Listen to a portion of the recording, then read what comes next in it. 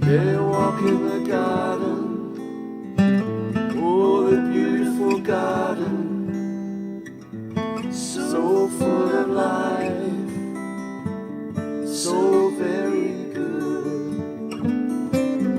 Wanna walk in the garden, oh, the beautiful garden, so full of life, so very good.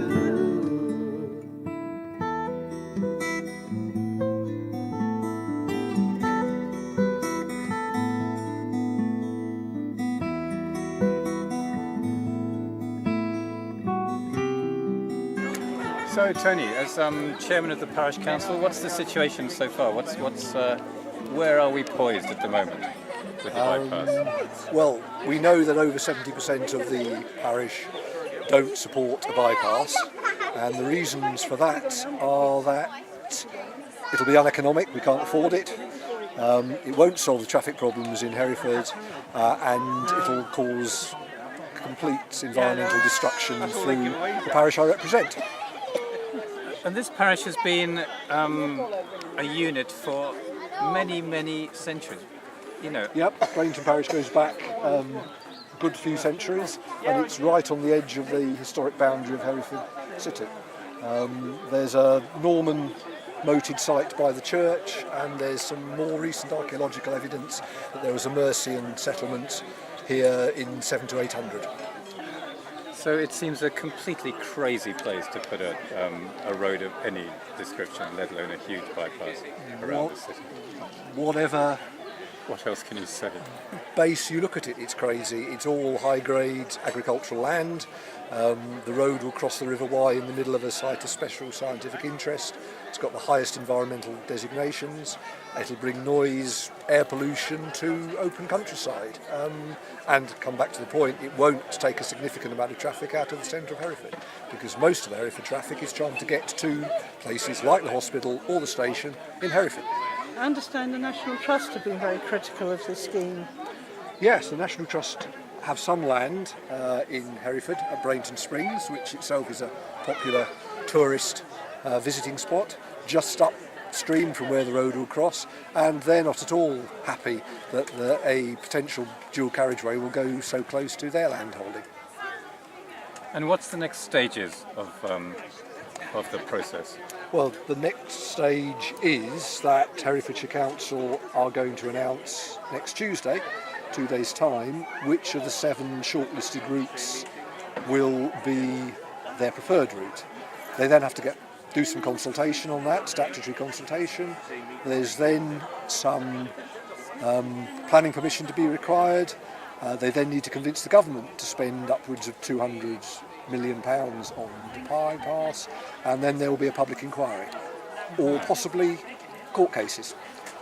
I noticed the other day a quote from Councillor Price saying that in all the routes suggested, only 10 houses would be affected, which seems to be rather an underestimate, but I presume he was talking about only the ones that were going to be actually knocked down.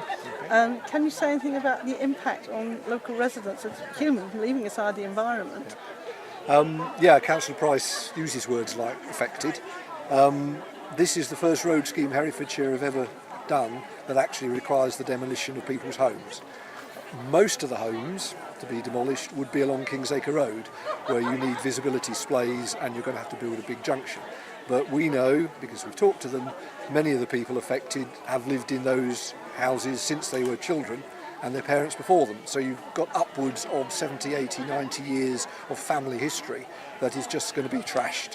So the answer to your question, Carol, is it's devastating. Who wants to lose their home when they put so much investment into it and got so many personal ties?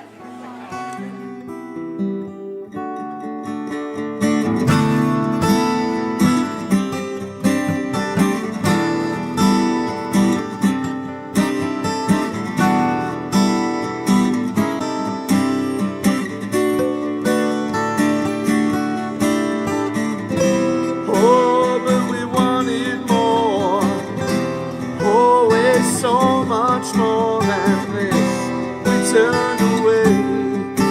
When it would have been bliss, it would have been bliss. Oh yeah, we wanted more, always wanted so much more than this. We turned away. Oh, when it would have been bliss, it would have been bliss.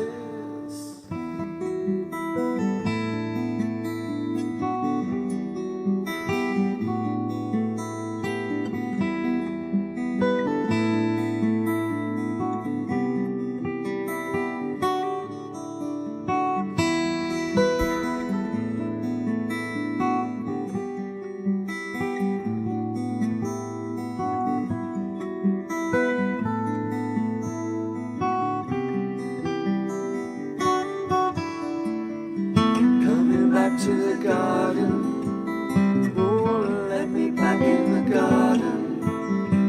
Wanna come back to the garden, oh, so very good.